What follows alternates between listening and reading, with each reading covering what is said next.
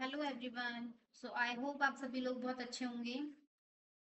आज फिर से हम आ गए हैं आपके लिए एक साइंस के कुछ इम्पोर्टेंट क्वेश्चंस लेके। तो स्टार्ट करते हैं फर्स्ट क्वेश्चन से। फर्स्ट क्वेश्चन है, मानव शरीर का वह अंग जिसमें हड्डियों की संख्या सर्वाधिक है। आंसर इज अंगुलियों में, जो हमारी फिंगर्स होती हैं उनमें क्या होती है, हड्डियों की संख्या सर्वाधिक होती है। ठीक है। नेक्स्ट है, भोजन भोजन पचाने में सहायक होता है। भोजन पचाने में क्या सहायक होता है? एंजाइम्स। एंजाइम्स जो है हमारे लिए भोजन पचाने में सहायक होते हैं। नेक्स्ट क्या है, एंजाइम की रचना होती है। किससे होती है? एंजाइम की रचना होती है अमीनो अम्ल से। ठीक है, अमीनो अम्ल से, बेसिकली अमीनो एसिड्स तो भी आप जिसको आप अमीनो एसिड बोलते हैं ना, उससे। ठीक है। नेक्स्ट है, मानव शरीर की सबसे बड़ी ग्रंथि है। मानव शरीर की सबसे बड़ी ग्रंथि है, तो शरीर की सबसे बड़ी ग्रंथि कौन सी होती है? यकृत। यकृत मीन्स लीवर। ओके। नेक्स्ट है, सूर्य उदय होते समय व डूबते समय लाल क्यों दिखाई देता है? क्यों दिखाई देता है? प्रकीर्णन के कारण। किसके कारण? प्रकीर्णन के कारण। प्रकीर्णन मतलब डिस्पर्जन के कारण।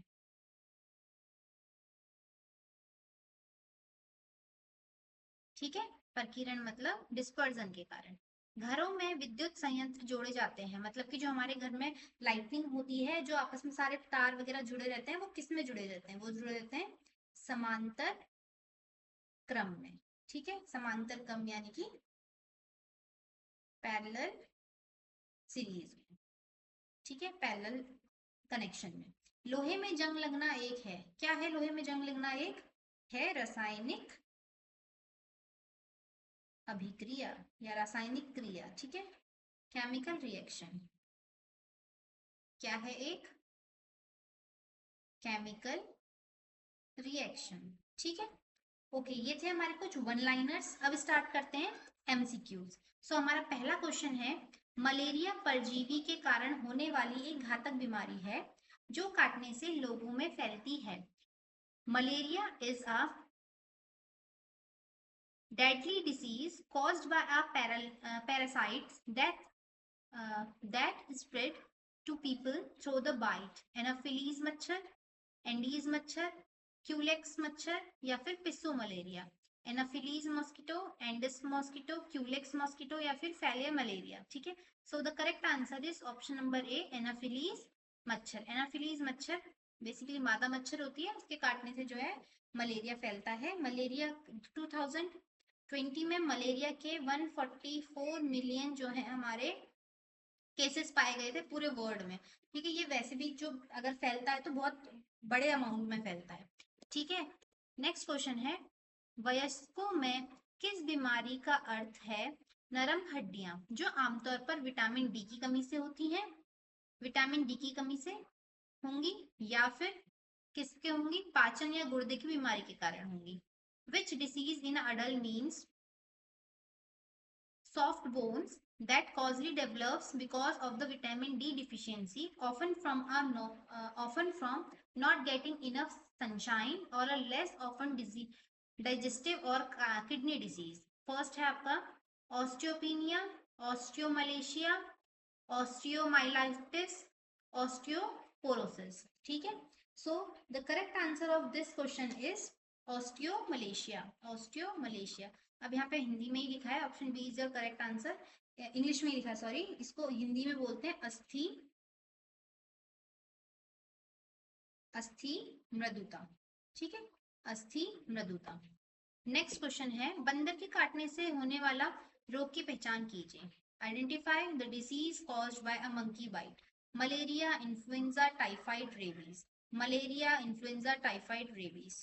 ये तो सबको ही पता होगा, जो रेबीज है वो किसके कारण होता है? जो रेबीज है वो किसके कारण होता है? डॉग, कैट और मंकी। ठीक है, इन तीनों के काटने से क्या होता है? रेबीज होता है।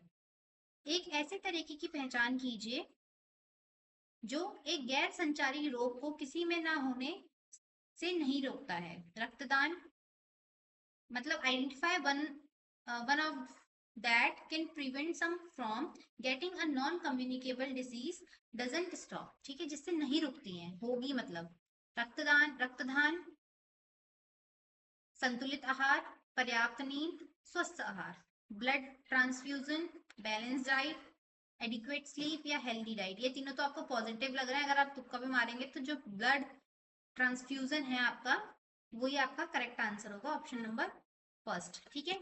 नेक्स्ट है, मनुष्यों में तपेदिक कैसे फैलता है?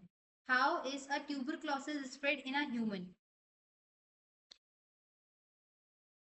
त्वचा में टीकाकरण, सीधे स्पर्श, छोटी बूंदों से संक्रमण, मिट्टी के साथ संपर्क, skin vaccination, direct touch, droplet infection या फिर कांटेक्ट विद सॉइल। तो ड्रॉपलेट इन्फेक्शन जो है, छोटी बूंदों से संक्रमण, इसी से क्या होता है, ट्यूबरक्लोसिस फैलता है। ट्यूबरक्लोसिस मतलब टीबी। बेसिकली जैसे मानो किसी इंसान को ट्यूबरक्लोसिस की बीमारी है, टीबी की बीमारी है, और वो इंसान क्या कर रहा है, ऐसे खुले में बोल रहा है, कहीं भी मतलब बैठ के बोल रहा है, या खांस रहा है, या फिर गाना वाना गा रहा है, कुछ भी कर रहा है, तो उसके मुंह के जो भी कीटाणु हैं, जो भी सलाइवा है, वो एयर में आएंगे, और उस एयर के संपर्क में जितने भी लोग आएंगे, तो उन सबको टीबी होने की पॉसिबिलिटीज बहुत ज्यादा रहती है, होती है मतलब इससे, ठीक है।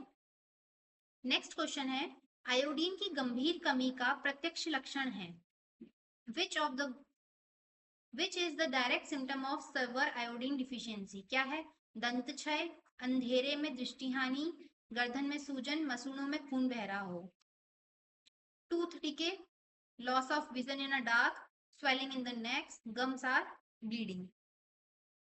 तो आपको पता ही है, आयोडीन की कमी के कारण बोल रहा है, तो क्या हो जाएगी, गर्दन में सूजन, ठीक है, गर्दन में सूजन, swelling in the neck, option number C is your correct answer. मतलब इसमें क्या होता है कि गर्दन में जो थायराइड ग्रंथियां होती हैं, वो सूज जाती हैं, ठीक है, और एक दृष्टि गांठ, मतलब कि दिखने वाली गांठ, जो कि बाहर से भी दिखेगी, आपको पता चलेगी, तो वो गांठ बन जाती है, इसमें वजन बढ़ना, थकान और कमजोरी जैसी भी सिम्टम्स जो हैं वो देखने को मिलते हैं, ठीक है।